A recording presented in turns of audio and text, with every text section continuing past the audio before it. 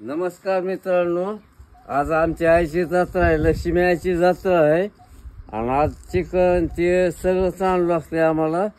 आणि त्या आईला निवड दाखवावा लागतोय असा आमचा प्रश्न असतोय. म्हणजे जत्रा म्हणजे गावची जत्रा आहे आणि खेड्यापाड्याने नंबर एक जत्रा असते.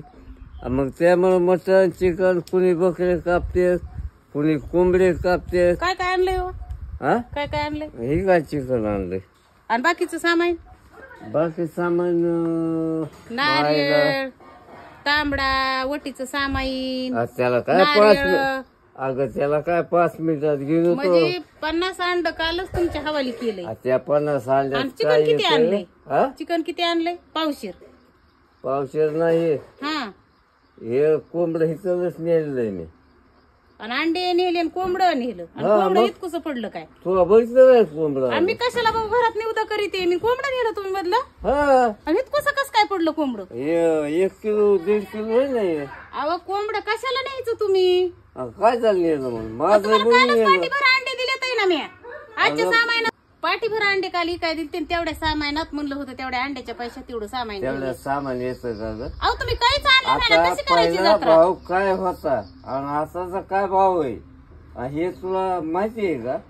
रानात बसायचं, कोपऱ्यात चुली पेटवायच्या आणि त्याच्यावर भागतंय तुझं. पण हे काय पाहिजे माणसाला? तवा वळण लागते. तुम्हाला काय चुली पुली बसायचं, फू फू नुसतं फुकायचंय. अंडे केवढ्याला दिले? हा, अंडे केवढ्याला दिले? बघ ना आता लावायचे 50 अंडे होते. हा. 50 रुपयाला गेले ते, रुपयाला अंडे देऊन टाकलं मी. आणि चिकन केवढ्याचं आणलं? चिकन आणलं 500 रुपयाचं. एक कोंबडं कापलं.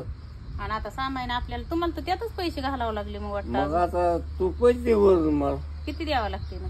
देईन 200 रुपये. तेवढ्यात येईन का सामान? हो, सगळं आणतो मी. काय मग अडचण नाही. आता पैसे देते तुम्हाला आणि पटकीने तेवढं सामान घेऊन या. काय काय मग ते आणता? नारळ आणावंच आणा लागलं. 2, आईची जत्रा आहे आज. वटीचं सामान, तांबडा, अगरबत्तीचा पुडा, ते सगळं घेऊन या. मी काय करते ताटबीट भरते आणि पटकीने जावं. तेवढ्यात आणायचं किंवा आला असतं तर. नाही ना तेवढं चिकनला 500 रुपये लागत आहेत का? कसं किलो? ते होय, ते काय 220 रुपये किलो आहे. पण आपलं मॅम नंबर कोंबडं नेले चाललं अंड्याचे पैसे काय केले तुम्ही? गावरान. अंड्याचे पैसे अंड्याचे पैसे गेले ना खालच्या पाण्यात माझ्या काय का. करशील? गाडीला पेट्रोल नव्हतं. हा. यायचं गेले की गाडी बंद पडली पेट्रोल साठी. हा.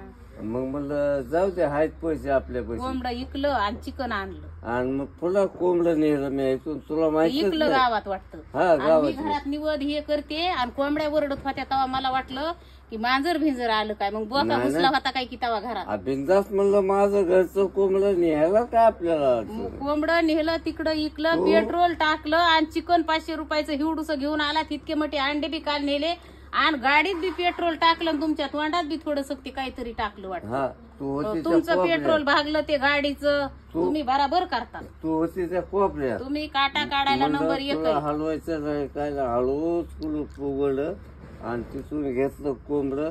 त्याचं नळ दाबलं असं पॅक आणि घेऊन गेलो मी. बरं केलं वय, बरं केलं. तुमच्यापाशी काही द्यायच्याच कामाची नाही.